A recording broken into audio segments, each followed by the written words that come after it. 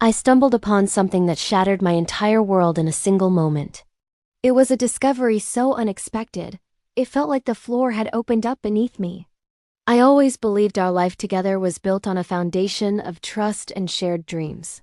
We had made a decision, a mutual one, to not have children. It was a choice we discussed, agreed upon, and sealed with a medical procedure. Or so I thought. That day, I found out my partner was making plans that completely contradicted everything we had built. He was preparing to reverse a very permanent decision, not for us, but for someone from his past. A past I thought was long behind him. The most stunning part?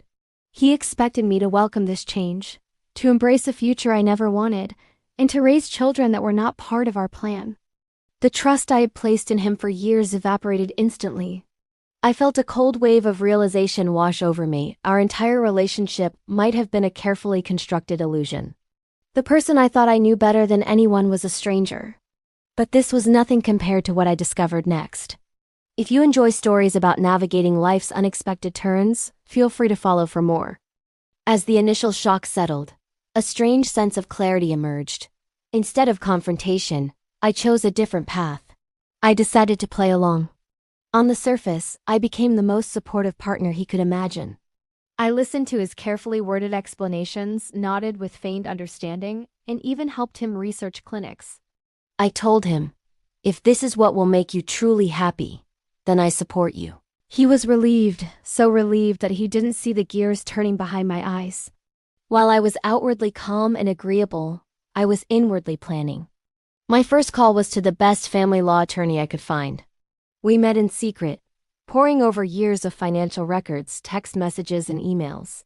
I started documenting everything, every conversation, every promise he broke, every instance where his words didn't match his actions. It was like piecing together a puzzle, and with each piece, the picture of his long-term manipulation became clearer and clearer. He had been quietly moving assets, making financial decisions without my knowledge, and setting himself up for a future that didn't include my best interests. The attorney and I worked meticulously, building a case that was airtight, a fortress of legal and financial protection around me. I was no longer the trusting partner. I was a strategist, preparing for the most important move of my life. My partner scheduled his procedure for a Friday morning. He was so confident, so sure of my support. He kissed me goodbye that morning, a smile on his face, believing he was on the verge of getting everything he ever wanted. He told me he was grateful for my understanding, and that our future was about to get so much brighter. I smiled back, a calm, serene smile that hid the storm brewing within. I told him to take care and that I'd be thinking of him. The moment his car pulled out of the driveway, my plan swung into full motion. I didn't scream, I didn't cry, I didn't break a single thing. I acted. The divorce papers, which my lawyer had prepared weeks ago, were filed electronically at 9 a.m. sharp. At the exact same time, legal notices were dispatched to every financial institution we were associated with, freezing all of our shared assets. Our joint accounts, our investments, our lines of credit, everything was locked down. I systematically went through the house, gathering my personal belongings, things that were mine long before he came into my life. Every sentimental item, every piece of jewelry from my grandmother, every book I cherished, I packed them all.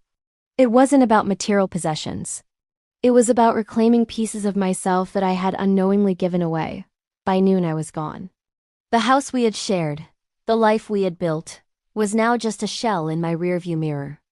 I drove to a pre-arranged temporary apartment, a small, clean space that felt more like home than our big empty house ever had. As I sat there, surrounded by my boxes, my phone finally rang. It was an unknown number. I answered, and a frantic voice on the other end introduced himself as my partner's attorney. It was 2 hours after his procedure. He was probably just waking up from the anesthesia, still groggy, still believing his perfect plan was unfolding. His attorney sounded flustered, confused. He said my partner had been trying to reach me, that his cards weren't working, that something was terribly wrong. He asked if I knew what was happening. I took a deep breath, the first truly deep breath I had taken in weeks, and I calmly replied, "Yes, I do. Please direct all future communications to my lawyer. You have their contact information. I could hear the stunned silence on the other end of the line before I hung up. In that moment, there was no anger, no rage. There was only a profound sense of peace. The game was over and I had won. Not by being louder or more destructive, but by being smarter. The weeks that followed were a blur of legal meetings and paperwork, but with each signature I felt lighter. My lawyer was incredible, a true champion for my cause. The evidence of financial and emotional manipulation was so overwhelming that the proceedings moved surprisingly quickly. My ex-partner, faced with a mountain of his own deceit, had very little ground to stand on. His attempts to portray me as unsupportive and irrational fell flat when confronted with the meticulously documented timeline of his secret plans. He had expected me to crumble, to plead, to fight in a way he understood. He never expected me to simply walk away with all my pieces intact, leaving him to deal with the consequences of his own choices. It turned out the person from his past was as keen on the new plan once the financial reality set in. Their reunion was short-lived, a footnote in the story of his self-made downfall. As for me, I started to rebuild my life from the ground up, on my own terms. I reconnected with old friends, pursued hobbies I had set aside, and traveled to places I had always dreamed of seeing. I found joy in the quiet mornings with a cup of coffee, in the freedom to make my own decisions without needing anyone's approval. I learned that my strength wasn't in my ability to endure betrayal, but in my ability to recognize my own worth and act on it. I reclaimed my future, not with revenge in the traditional sense, but with the ultimate act of self-preservation, choosing myself. My revenge wasn't a single dramatic event. It was in every happy day I lived from that moment forward, a life he was no longer a part of. The satisfaction came not from his downfall, but from my own rise. For more dramatic stories that empower and inspire, follow this page.